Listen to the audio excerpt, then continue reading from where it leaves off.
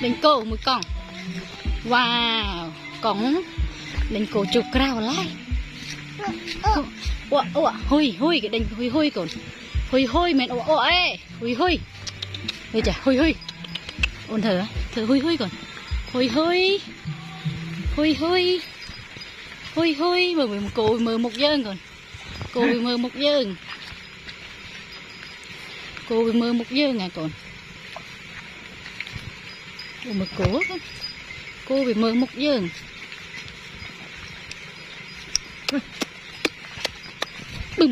bùm thò mà chiết rồi mình thò mà chiết nào rồi nó ô nè lại lọ không cô hui còn đánh cô còn hui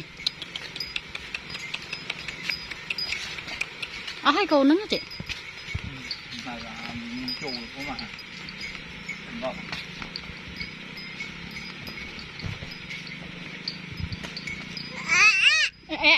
chạy tiệt còn nó còn còn có bị chi khăn lại cho lắp gì kếp lăng căng vậy thân nồng chả cân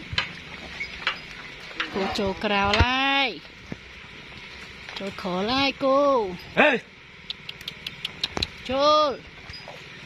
trồ cô trồ